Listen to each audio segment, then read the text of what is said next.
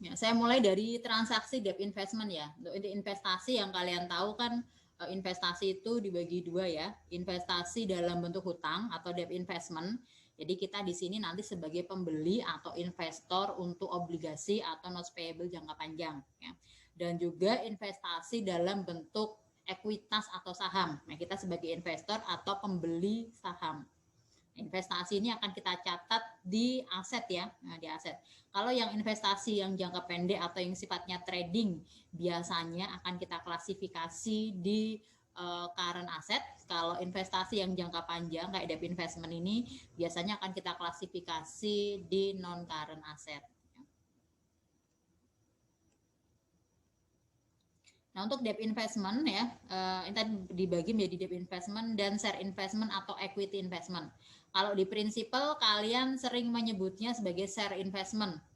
Kalau di AKM ya, walaupun penyusunnya bukunya sama-sama Pak Kieso ya, tapi biasa disebutnya kalau yang level AKM itu nanti equity investment, kita menyebut investasinya ya. Untuk debt investment ya itu dibagi menjadi, masih ingat ya, yang pertama ada yang namanya held for collection atau mungkin ada yang menyebutnya held to maturity ya. Kemudian ada yang disebut sebagai held for collection and selling. Ini kalau pas di prinsipal mungkin untuk yang held for collection and selling mungkin belum disinggung ya. Kalau ini di buku prinsipal kayaknya belum ada, adanya di AKM ya, held for collection and selling. Kemudian debt investment at fair value atau kalian menyebutnya sebagai trading ya, trading debt investment yang trading dan fair value option. Ini klasifikasi untuk instrumen debt investment.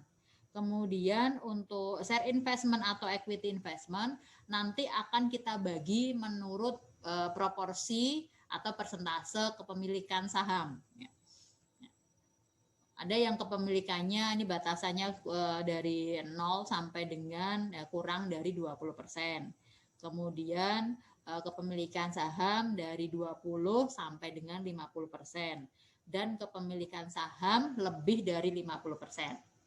Kalau metodenya, masih ingat ya, untuk yang kepemilikan kurang dari 20% ya, ini akan kita bagi ya, ini dengan cost method ya, dengan cost method. Nah, cost method ini nanti ada yang bentuknya trading sekuritas ya, dan non trading ya. Kalau yang kepemilikan kurang dari 20% dicatat menggunakan metode biaya.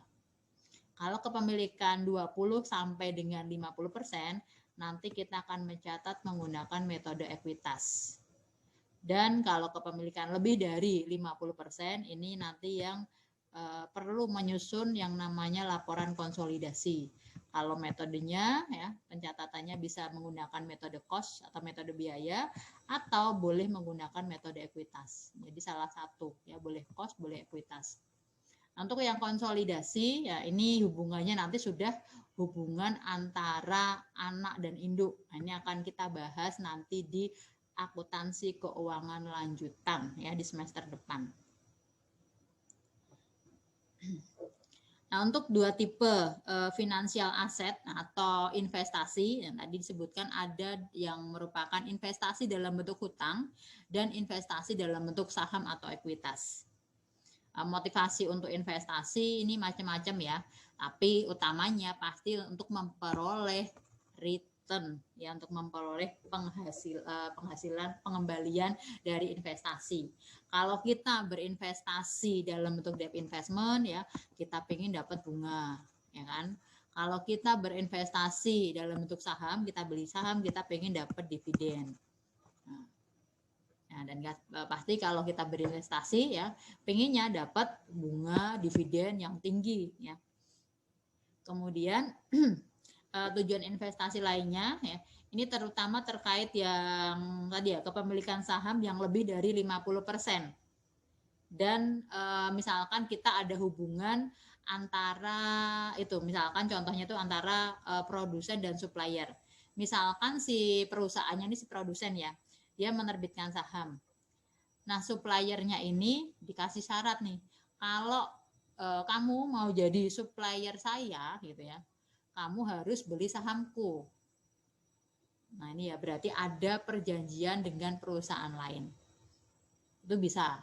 Atau tadi dalam rangka konsolidasi ya, berarti investasinya itu untuk akuisisi perusahaan. Nah, kita akan bahas pertama mengenai debt investment dulu ya nanti ya. Untuk kriteria dan klasifikasi pengukuran dari finansial aset atau investasi ini nanti akan kita lihat dulu ya ke kriterianya ya. Ini terutama untuk mengukur debt investment ya. Apakah ya investasi atau finansial aset tersebut memenuhi bisnis model perusahaan? Kemudian apakah tujuannya ya dari investasi ini untuk memperoleh kontraktual cash flow? Kalau dua kriteria ini terpenuhi ya, kalau dua kriteria ini terpenuhi, maka investasi nanti akan kita catat sebagai held for collection. Nah, investasi yang akan kita tahan, kita sengaja nih beli obligasi yang akan kita tahan sampai dengan jatuh tempo. Jadi harapannya apa? Kita hanya akan dapat kontraktual cash flow yang berupa bunga dan juga nanti ketika pelunasan. Nah, kalau tidak memenuhi dua kriteria ini, maka klasifikasinya adalah ke jenis investasi yang lain. Ini untuk yang debt investment ya. Kalau dia memenuhi bisnis modelnya itu adalah untuk memperoleh pembayaran bunga dan menahan investasi sampai dengan jatuh tempo untuk memperoleh pembayaran. Ya, kalau memenuhi kriteria bisnis model ya, ini akan kita klasifikasi sebagai held for collection ya, investasi ya, debt investment yang klasifikasinya ini. Nanti pengukurannya ya, pengukuran penilaiannya kita akan menggunakan amortized cost atau carrying value.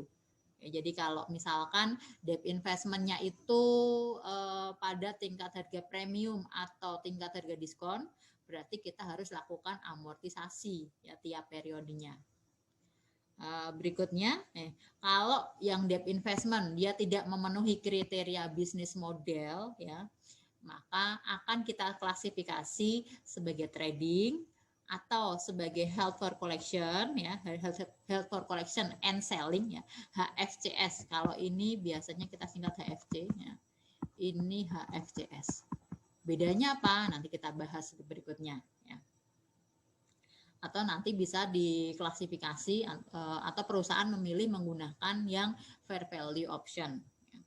Kemudian kalau ekuitas ya, nah ekuitas ini ya tidak memenuhi kontraktual cash flow karena belum tentu ya setiap perusahaan ya itu tiap tahun gitu sebagai yang investinya ya perusahaan yang sahamnya kita beli itu belum tentu tiap tahun dia mengumumkan adanya dividen. Nah, jadi untuk yang equity investment tidak memenuhi kriteria ini ya. Kontraktor cash flow-nya nggak memenuhi. Kemudian untuk yang debt investment yang kategorinya nanti merupakan investasi dalam bentuk trading atau HFCS, nanti pengukurannya di tiap akhir periode akan kita nilai ya sesuai dengan fair value-nya. Makanya nanti di tiap tanggal 31 Desember memerlukan adjustment ya untuk penyesuaian ke fair value. Sedangkan kalau untuk yang equity investment yang disesuaikan ke fair value ini adalah yang pakai metode cost. Yang kepemilikannya kurang dari 20%. Ini di tiap akhir periode harus disesuaikan ke nilai fair value. Kalau yang pakai metode ekuitas ya itu tidak perlu disesuaikan ke nilai fair value. Nah, kita bahas satu persatu untuk yang debt investment ya. Untuk karakteristiknya ya debt investment itu kayak kebalikan dari obligasi atau notes payable jangka panjang ya. Jadi saat ini kita sebagai posisi investor. Ketika kita bahas chapter yang obligasi atau notes payable, kita sebagai penerbit. Berarti di dalam obligasi itu ada apa aja? Ada pokok utang, ya, ada prinsipal, ada pokok utang. Kemudian tiap periode akan ada pembayaran bunga. Ya. Nah, Nah, untuk kategorinya ya secara umum akan diklasifikasi menjadi 3 kategori, yaitu held for collection and selling, dan trading. Kalau yang fair value option itu adalah nanti semacam pilihan ya di akhir di pencantumannya di neraca itu apakah debt investment akan disajikan sesuai dengan fair value-nya atau amortized cost-nya. Nah, perbedaannya apa antara yang held for collection and selling, dan trading? Ya, trading itu yang at fair value tadi. Kalau yang held for collection itu kayak kebalikan persis dari pencatatan obligasi. Ya. Jadi kalau kita sebagai penerbit obligasi ya, waktu menerbitkan kan kita akan mencatat penerimaan kas pada bonds payable. Ya. Kemudian ketika pembayaran bunga ya kita akan mencatat interest expense pada cash ya. Kemudian ketika amortisasi misalkan nih amortisasi ya interest expense pada bonds payable atau sebaliknya bonds payable pada interest expense ya tergantung apakah at discount atau at premium. Nah, ini kalau kita sebagai penerbit obligasi. Kalau kita sebagai investor berarti tinggal kebalikannya ya. Nah, kita nanti akan mencatat debt investment pada cash ya pada saat investasi awal. Kemudian kita akan menerima bunga ya cash pada interest revenue ya tiap periode. Dan juga kita juga akan melakukan amortisasi ya kalau investasinya itu at discount atau at premium. Nah, itu persis ya. Jadi kalau yang held for collection seperti itu. Penilaiannya tiap periode menggunakan amortized cost ya. Tidak ada penyesuaian ke nilai fair value ya. Jadi nanti di akhir periode tidak ada misalkan fair value-nya berapa gitu ya. Tidak ada unrealized gain atau unrealized loss akibat perbedaan terhadap nilai fair value. Nah, untuk pendapatannya yang kita peroleh ya dari investasi held for collection ini adalah bunga ya di tiap periode. Kemudian gain atau loss ketika kita menjual investasi. Kemudian untuk yang HFCS, held for collection and selling. Kalau untuk HFCS dan trading ini serupa ya, sebenarnya serupa. Cuma nanti ini untuk HFCS dan trading kan tiap akhir periode ya ini harus disesuaikan ke nilai fair value-nya ya dua-duanya nih baik HFCS maupun trading. Nah selisih dari amortized cost terhadap fair value itu kan nanti bisa jadi ada gain atau loss ya. Nah unrealized gain atau unrealized loss-nya kalau yang HFCS nanti akan dicatat sebagai OCI, masuknya ke ekuitas ya. Kalau yang trading nanti selisih untuk yang fair value-nya itu akan kita akui di income statement. Jadi beda ya, beda nanti masuknya larinya unrealized gain atau unrealized loss itu kemana. Kemudian pendapatan yang lain yang terkait investasi ini baik HFCS maupun trading masing-masing pasti akan dapat bunga ya. Dan juga gain maupun loss ketika investasinya tersebut dijual. Nah, sekarang contoh transaksinya. Pertama untuk yang at amortized cost lebih dahulu. Robinson SE membeli 100.000 ya, 100.000 obligasi ya. Nilainya 100.000 euro ya. Bunga nominalnya 8% ya. Ini obligasinya Evermaster. Tertanggal 1 Januari 2019 at discount. Nah, ketika dia membeli investasi, si Robinson akan membayar nih sejumlah 92.279. Obligasi jatuh tempo di tanggal 1 Januari 2024. Berarti 5 tahun. Yield-nya, ini bunga efektif ya, bunga efektifnya 10%, bunga dibayarkan tiap 1 Juli dan 1 Januari, berarti semi annually. Dengan semi annually diperoleh nilai present value dari obligasinya sekian. Maka ketika kita membeli obligasi, ketika perolehan kita akan mencatat ya sebagai debt investment sesuai dengan yield-nya, sesuai dengan proceed-nya, perhitungan present value-nya ya, 92.278 pada cash. Berikutnya ya, kita akan tetap menyusun tabel bunga dan amortisasi. Ini karena at discount, berarti untuk carrying value-nya makin lama akan makin bertambah ya. Kemudian untuk kolom cash receive-nya, ini tadi karena semi annually ya, berarti akan kita peroleh dari 8% kali pokoknya. Pokoknya tadi berapa? 100.000 ya, kali 6/12 karena semi annually.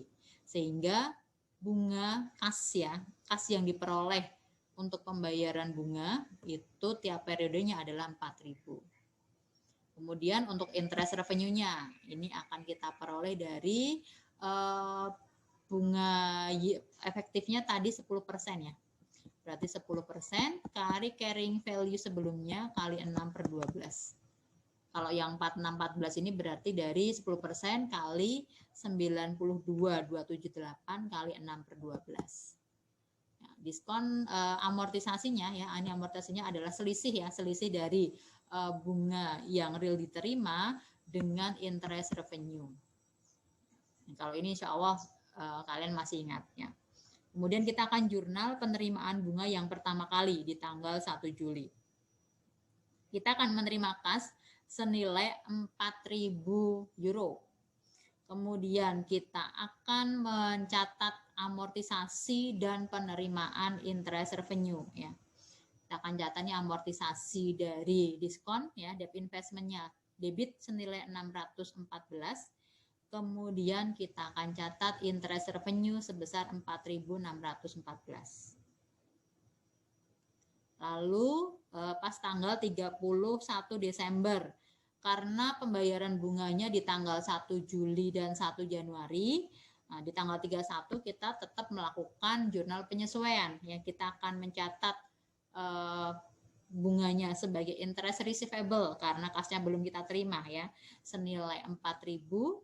Kemudian kita catat amortisasinya ya, debt investment senilai 645 dan kita akan mengakui interest revenue senilai 4.645.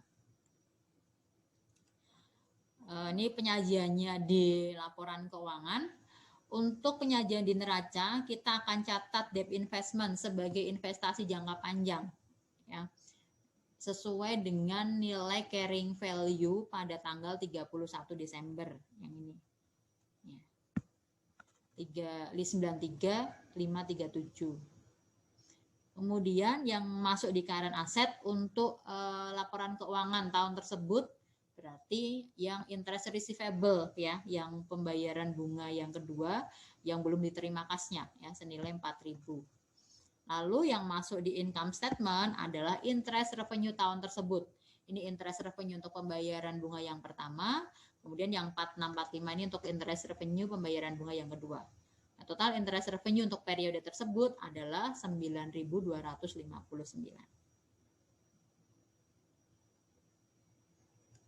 Nah, berikutnya ya, misalkan dari yang investasi tadi dijual ya, dijual. Di sini asumsinya si Robinson dia menjual investasinya pada tanggal 1 November 2021. Berarti di tengah-tengah sini ya, nih. Di 1 November ya. Tidak pas tanggal pembayaran bunga nih, di 1 November pada kurs 99.3/4 ya, ditambah bunga yang terutang. Nah, sebelum kita menentukan dia gain atau loss ya, kita akan catat dulu ya untuk amortisasi yang dari periode 1 Juli 2021 sampai dengan saat penjualan 1 November 2021 ya, berarti berapa bulan? Juli, Agustus, September, Oktober, 4 bulan ya. Kita akan catat amortisasi selama 4 bulannya ini ya, kita catat dulu. Kita lihat untuk amortisasi yang periode ini ya, ini amortisasinya adalah 783. Nah, 783 ini adalah amortisasi untuk 6 bulan ya, untuk 6 bulan nih. Nah, kita perlunya amortisasi untuk 4 bulan. Berarti kita akan kalikan ya, 783, ini kita kalikan 4/6. Itulah amortisasi untuk tanggal 1 Juli sampai dengan 1 November. Itu kita catat dulu. Ya. Ini kita catat amortisasinya ya, debt investment pada interest revenue sebesar 783 kali 4/6. Dapat 522. Berikutnya ya, kita akan bandingkan nih antara carrying value pada saat tanggal penjualan ya di tanggal 1 November 2021 dengan kas yang diterima. Ini kasnya adalah 99/3/4 untuk menghitung adanya gain atau loss dari penjualan investasi. Di sini untuk harga jual dari investasi obligasinya tadi pada kurs 99/3/4. Berarti nanti kita hitung kas yang diterima adalah 99/3/4% kali nilai pokok dari obligasinya, yaitu 100.000. Nah, inilah kas yang diterima untuk investasi obligasi yang dijual. Ingat ya, ini kas yang diterima untuk investasi ya, belum ditambah accrued interest. Kita akan bandingkan dengan carrying value atau book value dari obligasi tadi. Nilai amortized cost pada tanggal 1 Juli itu adalah 95.671. Carrying value ya, carrying value pada tanggal 1 November berarti 95.671 ditambah amortisasi selama 4 bulan ini ya, ditambah 522. Inilah carrying value di tanggal 1 November. Nah, di sini diperoleh carrying value-nya adalah 96.193.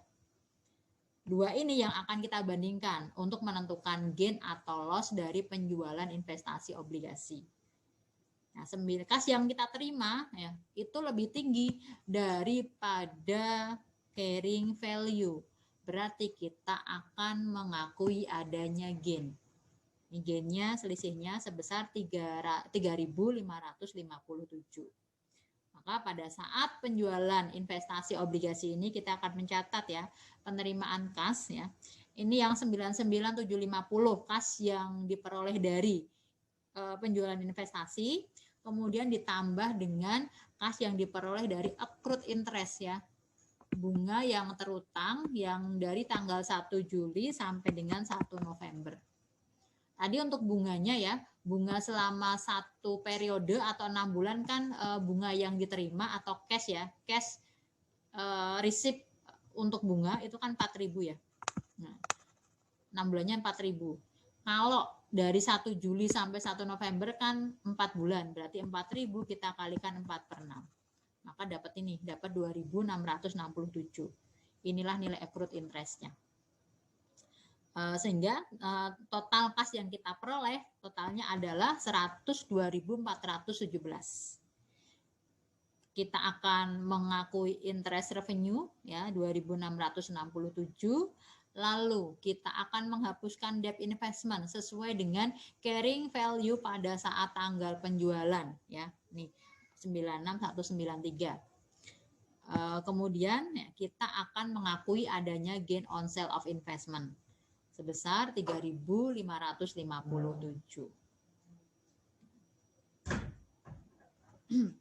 Nah, itu tadi untuk yang held for collection. Selanjutnya yang held for collection and selling. Bedanya apa dengan held for collection tadi? Ya, bedanya hanya di akhir periode ya. Di akhir periode untuk yang HFCS ini harus disesuaikan ke nilai fair value. Kalau untuk jurnal perolehan, kemudian jurnal ketika pengakuan bunga, jurnal untuk amortisasi sama, ya sama persis dengan yang held for collection. Cuma dia tambah 1 jurnal untuk penyesuaian ke nilai wajar di akhir periode.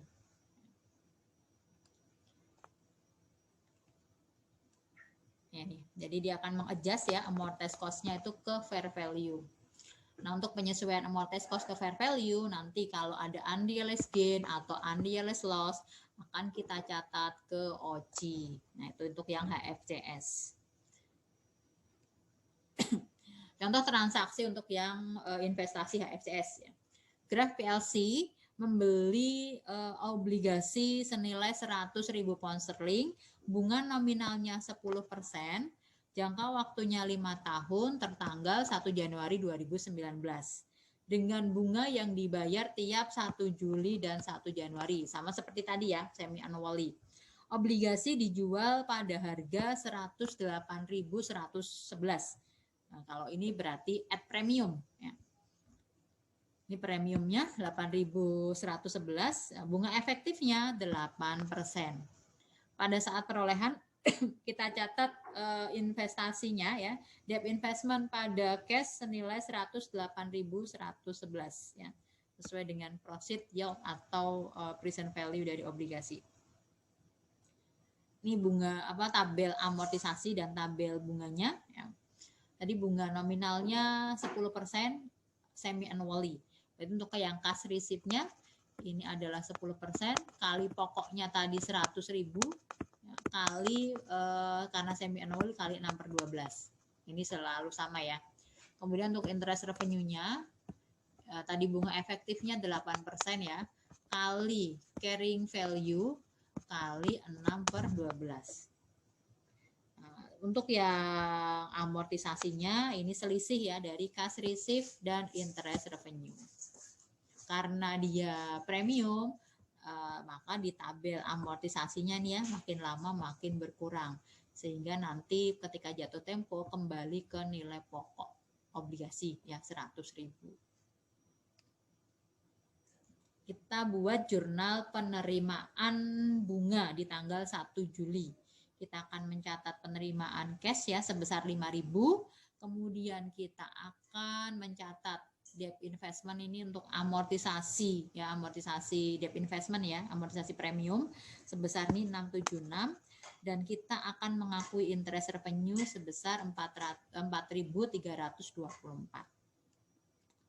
Kemudian di tanggal 31 Desember ya, di tanggal 31 Desember kita akan mencatat bunga yang terutang ya, interest receivable sebesar 5.000, kemudian amortisasi dari premium 703, dan interest revenue sebesar 4.297. Ini total interest revenue-nya untuk tahun tersebut totalnya ini 8.621. Ini sama persis dengan yang held for collection tadi. Nah, kemudian ditambah satu jurnal lagi nih. Ini asumsinya tadi dia single investment ya. Single investment itu berarti investasi hanya di satu perusahaan ya. Ini nilai fair value untuk investasi tersebut ya, itu nilainya adalah 105.000 pound sterling.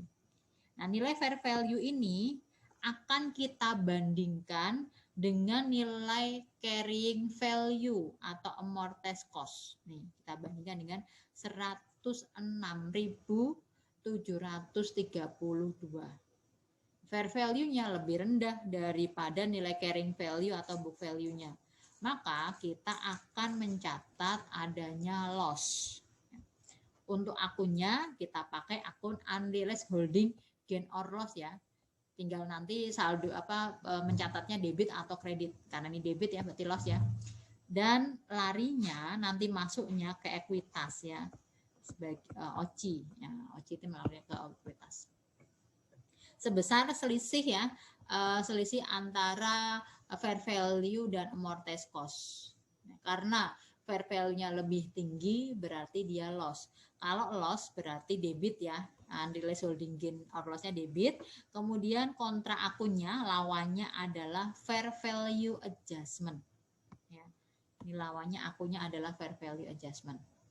Nah, fair value adjustment ini sebenarnya dia akun antara ya, akun antara. Di jurnal dia muncul ya, di jurnal dia muncul, tapi di neraca enggak. Ya, di neraca enggak. Dia hanya muncul di jurnal. Dan fair value adjustment ini nanti ini akan dibawa ya, akan dibawa kalau ini kan nanti masuk OCI ya. Kalau yang fair value adjustment nanti ikut diperhitungkan ya, ikut diperhitungkan untuk adjustment fair value tahun selanjutnya. Nanti lebih jelasnya kita pakai contoh yang tahunnya itu lebih dari setahun ya. Nanti kita lihat perubahannya, pengaruhnya fair value adjustment ini seperti apa.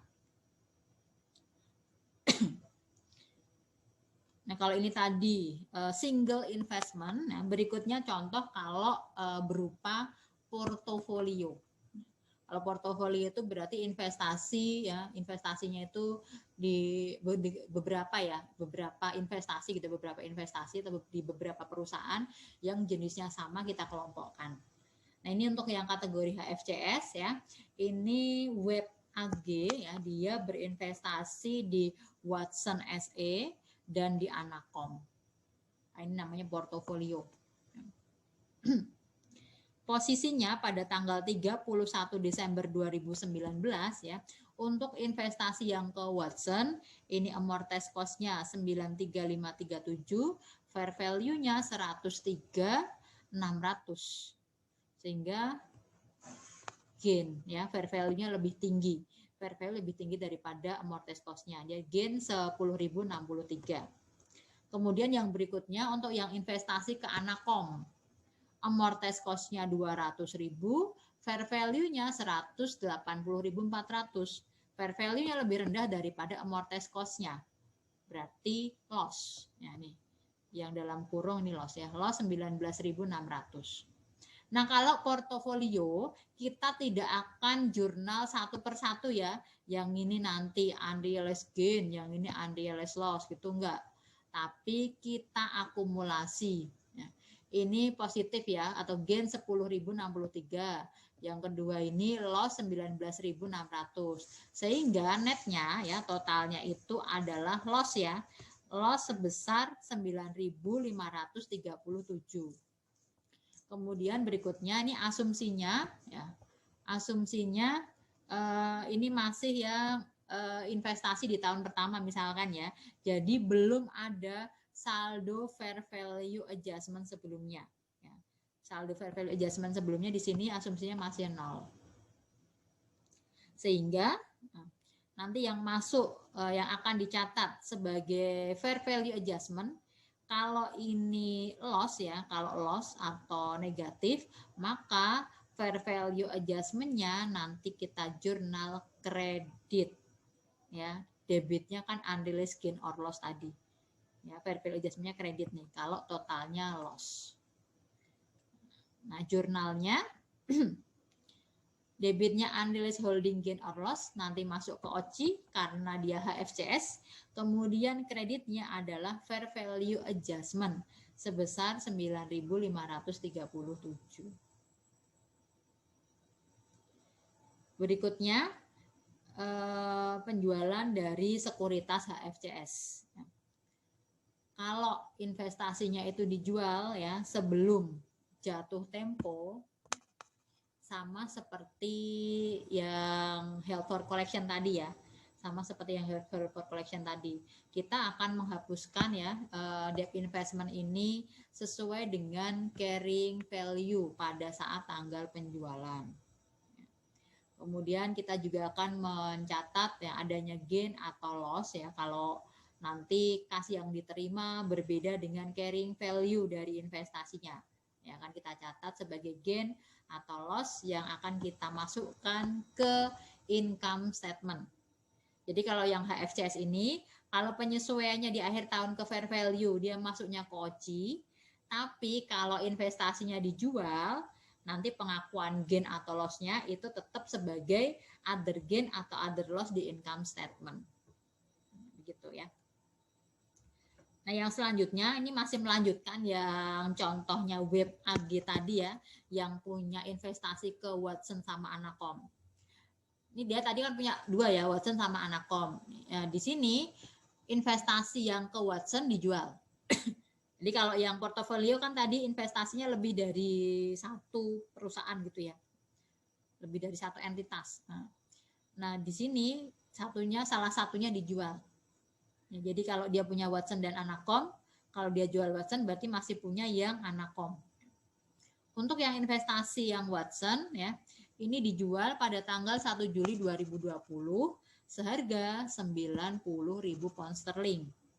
Pada tanggal tersebut, nilai carrying value atau amortized cost dari investasi yang ke Watson adalah 94.214. Kita akan bandingkan ya amortized cost atau carrying value dengan selling price-nya.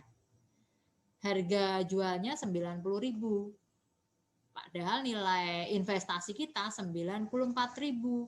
Berarti kita rugi. Ya, kita akan catat adanya loss on sale.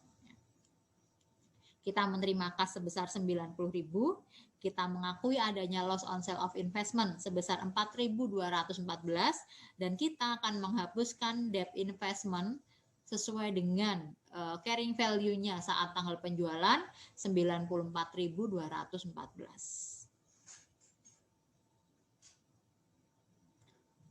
Berikutnya tadi dijual ya, yang punya Watson dijual. Berarti di tahun 2020 ya, itu tinggal investasinya yang ke Anakom saja. Nah, di akhir tahun ya, di akhir tahun karena HFCS kita tetap akan menyesuaikan ke nilai fair value ya. Nah, untuk yang investasi yang ke Anakom ini fair value-nya di tanggal 31 Desember 2020 adalah 195.000. Amortized cost-nya 200.000. Berarti ada unrealized gain ya sebesar unrealized loss ya. Unrealized loss karena fair value-nya lebih rendah ya. Unrealized loss sebesar 5.000.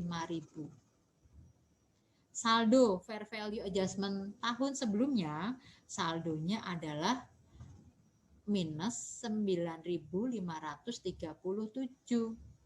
ya. Jadi berapa yang kita jurnal? Yang di jurnal yang ini ya. Ini yang di jurnal. Bukan yang ini ya, yang di jurnal yang akhir nih, yang 4.537. Bukan yang 9.537, apalagi yang 5.000, bukan. Ya. Jadi bagaimana kita mencari yang di jurnal ya? Untuk yang 5.000 ini ya, untuk yang 5.000 minus ini adalah nanti akan jadi saldo fair value adjustment ya. Ini saldo fair value adjustment di akhir tahun, yang nanti akan dibawa ke tahun berikutnya.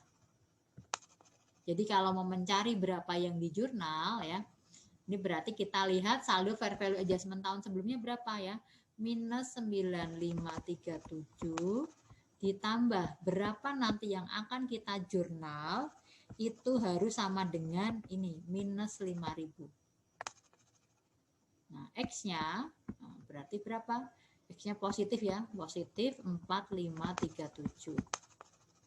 Positif, yang positif ini adalah fair value adjustment nanti di jurnal ya. Jadi debit. Nah, jadi jurnalnya nanti debit fair value adjustment sebesar 4.537, kreditnya unrealized holding gain or loss ya, sebesar 4.537. Nah, saldo fair value adjustment ya, saldonya nih di akhir tahun tersebut ya, saldonya adalah 5.000 minus ya. 5.000 kredit. Nah, ini jurnalnya ya, fair value adjustment debit sebesar 4.537, unrealized holding gain or loss kredit ke ekuitas karena dia HFCS ya, sebesar 4.537. Nah, saldonya fair value adjustment kan gini. Sebelumnya ya, saldo sebelumnya ini kredit 9.537. Yang di jurnal yang ini ya, yang di jurnal ini 4.537. Berarti saldonya itu ya. Saldonya debit berapa ini? 5.000 ya. Saldonya debit 5.000 ya. Berarti fair value adjustment debit 5.000 ini yang nanti akan dibawa ke tahun berikutnya. Yang akan jadi ini nih, previous ya, previous fair value adjustment balance debit 5.000. Ini yang akan jadi perhitungan ke penyesuaian fair value tahun berikutnya. Itu ya. Bukannya kredit ya, yang 5.000 tadi? Apanya? 5.000 kredit ini, ya, ini gain ya, ini gain ya. Kalau fair value adjustment-nya, ya, kalau gain ya, kalau gain itu kan yang ke OCI atau yang ke income statement nanti kalau misalkan dia trading. Kalau di sini, oh sorry, ini loss ya. Oh iya, bener-bener ini loss ya. Nah, kalau ini loss ya, ininya kan loss ya, itu apa? Total akhirnya loss ya. Iya. Nggak, total akhirnya kan ini loss ya. Kan jadi gini, berapa sih? Yang previousnya kan minus 9537. Akan ditambah berapa ini yang akan di jurnal di tahun ini, di tahun 2020, harus menjadi minus 5.000 ya. Nah, harus menjadi minus 5.000. Yang di jurnal tahun ini berarti positif 4537. X positif artinya fair value adjustment-nya debit ya. Ini jurnalnya. Nanti yang minus 5.000 ya, ini berarti bukan debit ya, sorry. Benar. Ini kredit ya. Kredit. Minus 5.000 ya, minus 5.000 nanti berarti saldo fair value adjustment ya di akhir tahun ya, di akhir tahun berarti 5.000 kredit. Oke, thank you.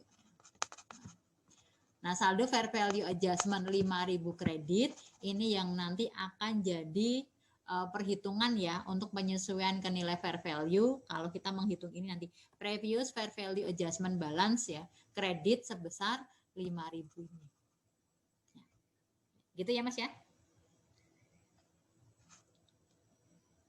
Baik.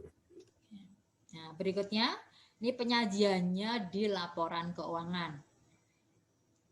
Nah, ini tadi mengapa saya bilang fair value adjustment itu adalah akun antara ya, akun antara.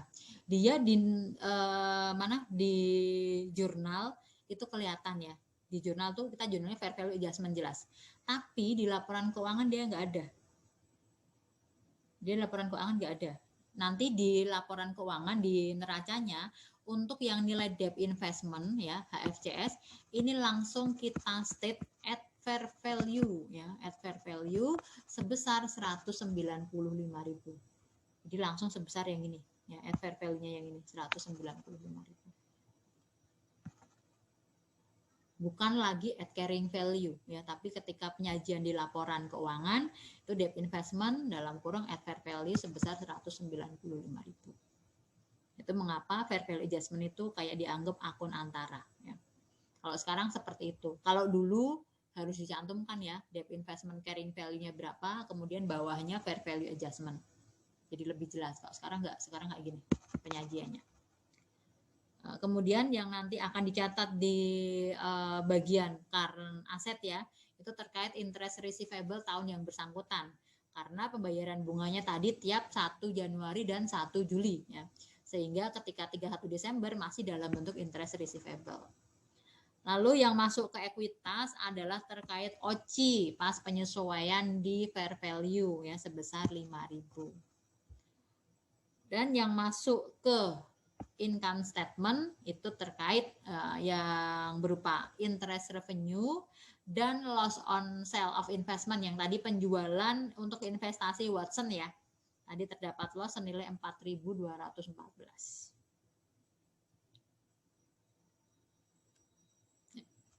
Itu untuk yang HFCS ya. Berikutnya yang trading. Ini sama persis seperti HFCS, cuma nanti OCI-nya nggak ke OCI ya. Jadi yang unrealized gain or loss-nya bukan ke OCI tapi ke income statement. Ya akan dinilai pada tingkat harga fair value di tiap akhir periode. Untuk akun unrealized holding gain or loss-nya akan dilaporkan sebagai bagian dari net income.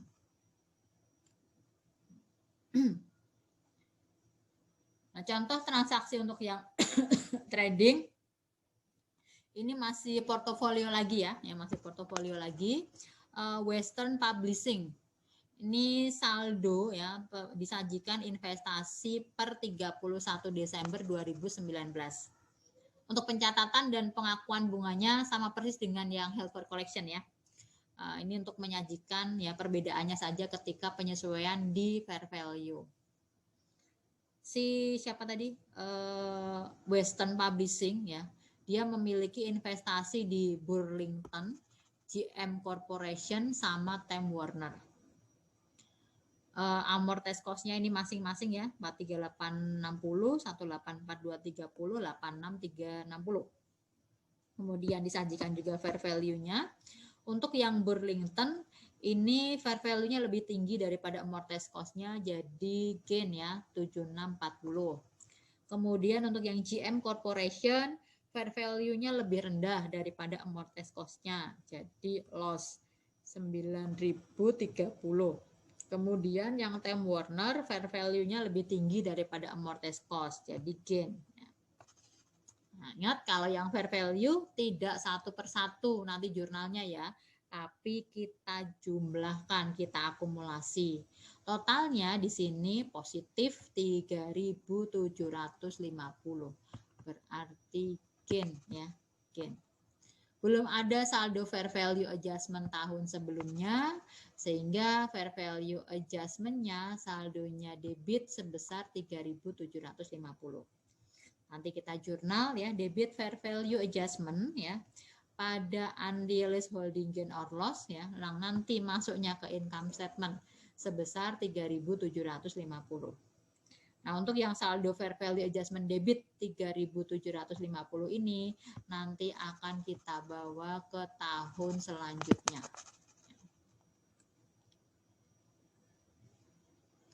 Nah, sudah yang trading sini ya. Nah, nanti kalau untuk contoh komplitnya yang per tahunnya seperti apa, nanti pas di bagian latihan soal ya. Kemudian fair value option. Nah, di PSAK itu boleh nih, maksudnya di FR juga ya. Jadi boleh perusahaan itu menyajikan investasinya di neraca itu apakah memilih sebesar amortized cost atau carrying value atau menggunakan fair value. Ya, atau menggunakan fair value. Dia akan menyajikan bedanya apa sih kalau yang tadi kan yang HFCS sama yang trading kan juga disesuaikan ya ke nilai fair value. Nah, kalau yang HFCS dan trading tadi penyesuaian ke fair value-nya itu pakai akun antara ya, pakai akun antara fair value adjustment. Nanti kalau yang fair value option ini enggak ya, kalau yang fair value option ini nanti penyesuaian ke nilai fair value-nya langsung menggunakan akun debt investment itu ya, tidak pakai akun antara fair value adjustment. Nah, perubahan terkait nilai fair value ya nanti akan dilaporkan di income statement. Ini biasanya untuk yang single investment ya, instrument by instrument basis. Nanti sekali dia memilih ya, perusahaan sekali dia memilih yang fair value option, maka nanti selanjutnya dia harus menilai terus dengan fair value ya di tiap periodenya sampai dengan nanti investasinya tersebut dijual atau jatuh tempo. Contoh transaksi untuk yang fair value option ya, Hardy AG membeli obligasi yang diterbitkan oleh Jerman Central Bank. Hardy merencanakan untuk menahan investasinya tersebut sampai dengan jatuh tempo. Berarti dia tidak akan mengklasifikasi sebagai trading ya. Seperti held for collection ya, seperti held for collection ya. Tapi kalau yang held for collection dia akan mencantumkan, akan menilai investasinya itu at amortized cost. Kalau yang fair value option nih, dia held for collection tapi dia memilih mencantumkan nilai investasinya itu pada tingkat harga fair value-nya. Nah, itu bedanya ya. Pada tanggal 31 Desember 2019 nilai amortized cost atau carrying value dari investasinya itu adalah 100.000 euro. Fair value-nya 113.000 euro. Hardy memilih menggunakan fair value option untuk mencatat investasinya. Maka jurnal yang diperlukan di tanggal 31 Desember 2019 dia akan mengakui ya adanya unrealized holding gain or loss yang nanti akan dicatat di income statement. Nah, di sisi debitnya ini bukan fair value adjustment ya, tapi langsung ke akun yang bersangkutan, langsung akun debt investment. Sebesar ya selisih antara carrying value dengan fair value. Ini untuk fair value option. Nah, kalau dia memilih menggunakan fair value option ya, maka nanti selanjutnya dia harus menilai terus ya investasinya itu pada tingkat harga fair value. Dia tidak menggunakan akun fair value adjustment ya, dan akan mencatat unrealized gain or loss-nya itu sebagai bagian dari net income.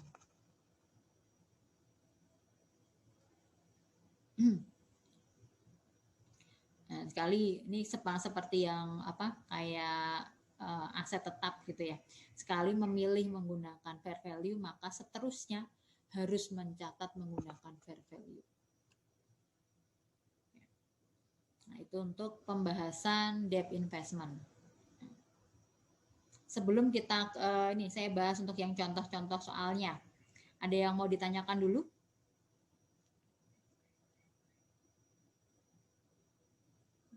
Oke, saya lanjutkan ya.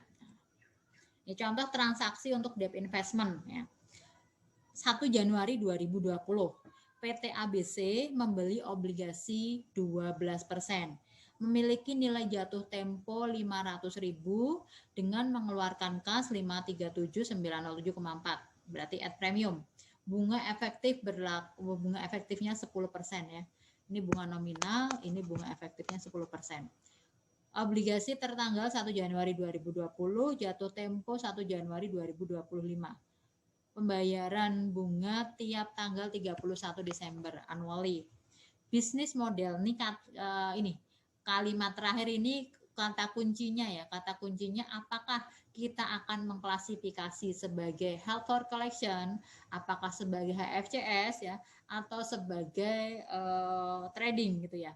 Nah, ini kalimat terakhirnya nih, bisnis model perusahaan adalah menahan obligasi tersebut sampai dengan jatuh tempo untuk memperoleh kontraktual cash flow. Nah, berarti dia tidak akan menyesuaikan ke nilai fair value. Nah, maka kita akan mengklasifikasi investasi ini sebagai held for collection. Nah, yang ditanya, jurnal pada saat pembelian obligasi, kemudian diminta menyusun schedule amortisasi dan jurnal ketika penerimaan bunga dan amortisasi 2 tahun pertama. Nah, pada saat perolehan ya kita akan mencatat ya debt investment pada cash sesuai dengan yieldnya tadi ya 537.907,40. Kemudian kita susun tabel amortisasinya. Karena premium ya, jadi makin lama ini makin turun kembali ke nilai pokoknya ya. Kas risipnya ini tadi bunga bunga nominalnya 12% ya, kalikan pokok utangnya adalah 500.000. Maka bunga yang diterima tiap periode adalah 60.000. Untuk interest revenue-nya ini tadi bunga efektifnya 10% ya, kalikan dengan carrying value-nya. Penerimaan bunga yang pertama, kita akan menerima cash sebesar 60.000, kita akan mengakui interest revenue ya 53.790 ini. Dan kita akan mengamortisasi debt investment sebesar 6.209,26. Kemudian penerimaan bunga dan amortisasi yang kedua. Kita menerima kas 60.000, kita mencatat interest revenue 53.169,81 ini, dan kita akan mencatat amortisasi 6.830,19. Ini untuk contoh yang held for collection. Insya Allah nggak masalah kalau yang held for collection. Kemudian yang berikutnya ya, soalnya sama, cuma di kalimat terakhir nih ya. Di kalimat terakhir di sini disebutkan bahwa perusahaan menilai investasi ini pada nilai wajarnya tiap periode. Penyesuaian fair value dicatat ke net income. Berarti ini kita akan klasifikasi ya sebagai trading ya, karena larinya ke net income. Diketahui fair value tiap tanggal 31 Desember ya, itu untuk 31 Desember 2020 sampai dengan 31 Desember 2024 nih, disajikan seperti ini. Nanti untuk kita bandingkan dengan carrying value tiap akhir periode. jurnal saat pembelian obligasi, kemudian penerimaan bunga dan pengakuan fair value ya untuk 2 tahun yang pertama. Untuk pembelian obligasinya sama jurnalnya seperti yang held for collection tadi ya. Debt investment pada cash sebesar 537.907,40. 40 apa 34 ya? Ini harusnya sama ya. Ini typo nih, sorry. Kemudian untuk schedule amortisasi ya juga sama. Ini 40 berarti. Ya, schedule amortisasinya tetap kita buat sama ya. Kemudian untuk jurnal penerimaan bunga dan amortisasi yang pertama ini juga sama dengan yang held for collection tadi ya, kas yang diterima 60.000, interest revenue ya 53790,74 dan debt investment ya 6.209,26. Kemudian untuk penerimaan bunga dan amortisasi yang kedua yang tahun 2020 berarti 31 Desember ya 31 Desember 2020 kita perlu menyesuaikan ke nilai wajar ya karena at trading tadi. Nah, fair value-nya tadi adalah 534.200. Ini akan kita bandingkan dengan carrying value 31 Desember 2020 yang ini. 531.698,14. Fair value-nya lebih tinggi daripada carrying value, berarti gain. Ya, kita akan jurnal fair value adjustment-nya debit, ya, kreditnya unrealized gain or loss karena ini kan baru tahun pertama ya, belum ada saldo fair value adjustment. Nah, ini fair value adjustment pada unrealized gain or loss ke net income karena trading sebesar selisihnya yaitu 2.501,86.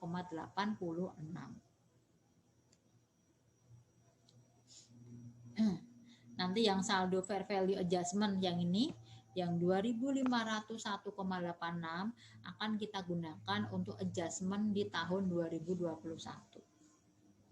Nah, next untuk penerimaan bunga dan amortisasi di 31 Desember 2021. Sama seperti yang held for collection ya, cash, interest, revenue, dan investment. Ini nilainya masing-masing. Kemudian satu jurnal lagi untuk penyesuaian ke fair value di 31 Desember 2021. Kita bandingkan amortized cost atau carrying value dari investasinya dan fair value ya. Fair value-nya 515.000, amortized cost atau carrying value-nya 524.867,95. Fair value lebih rendah daripada amortized cost. Jadi loss ya. Loss 9.867,95.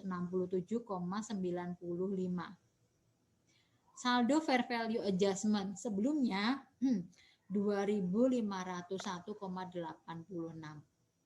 Jadi saldonya positif ya, debit ya. Jadi 2.501,86 ditambah berapa sih ya agar menjadi minus karena loss ya, minus 9.867,95. Maka X-nya minus 12.369,81. Inilah yang akan kita jurnal. Ya, yang kita jurnalin.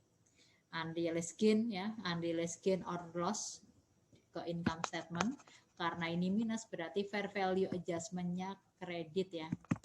Fair value adjustment kredit sebesar 12.369,81. Nanti yang akan masuk untuk penyesuaian ya, yang masuk ke penyesuaian ke tahun 2022, ini saldonya yang ini ya, 9867,95 ya. Nah, ini di slide berikutnya misalkan dilanjutkan nih, misalkan dilanjutkan ini untuk yang tahun 2022 ya. Untuk yang tahun 2022 ini carrying value-nya 517.354,75. Fair value-nya 513.000.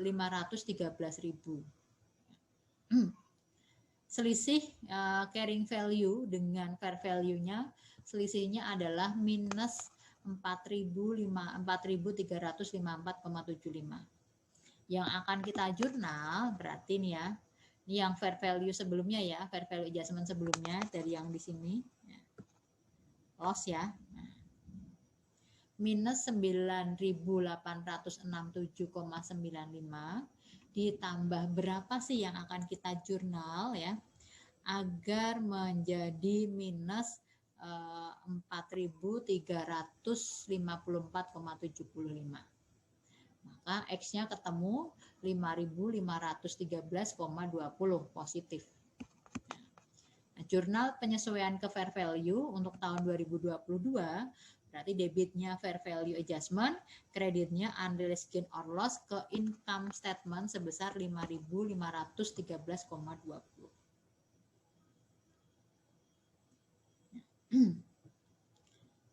Kalau untuk yang trading sama persis ya, cuma ininya saja sih ya. Cuma ininya aja larinya kemana gitu ya. Kalau yang trading ini, kalau yang HFCS ya, kalau yang HFCS ke OCI itu aja. Nah, contoh berikutnya, ini kalimat terakhirnya gini. Perusahaan memilih menggunakan fair value option untuk mencatat investasi obligasinya ini. Soalnya sama. Ya, ketika perolehan nilainya sama ya, ketika perolehan debt investment pada cash sebesar ini ya 537.907,40. Kemudian di sini ditanyakan ya jurnal yang diperlukan per 31 Desember 2020 kalau asumsi fair value-nya adalah 540.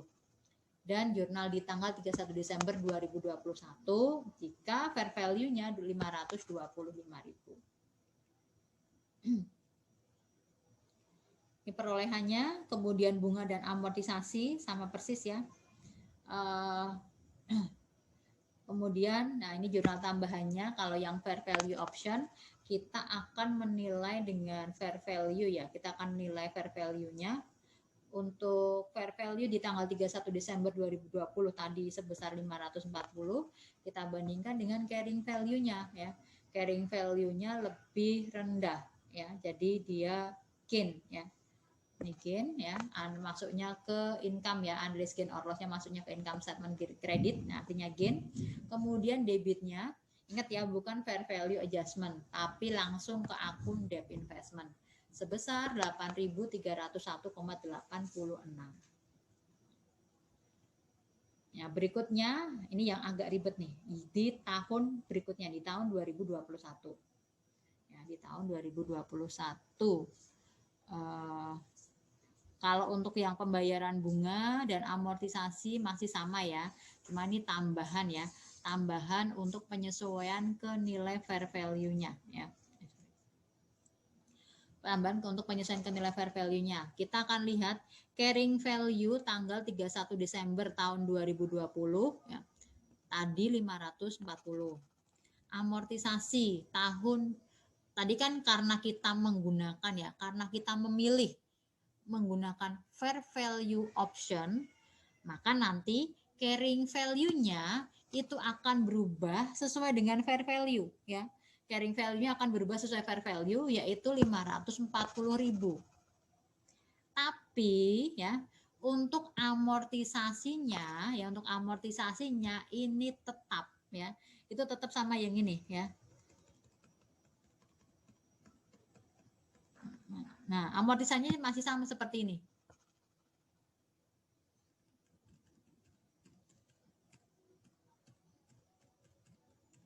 Sehingga ya, mana tadi? Nah, ini amortisasinya ya. Amortisasinya sama seperti yang tabel sebelumnya ya. Amortisasi untuk tahun 2021 sebesar 6.830,19. Sehingga carrying value per 31 Desember 2021 adalah 533.169,81. Ini yang akan kita bandingkan dengan fair value 31 Desember 2021. Fair value-nya adalah 525.000. Carrying value-nya 533.000 sekian. Berarti loss ya, fair value-nya lebih rendah. Maka jurnal untuk 31 Desember 2021 ya, itu nanti jurnalnya ini ya.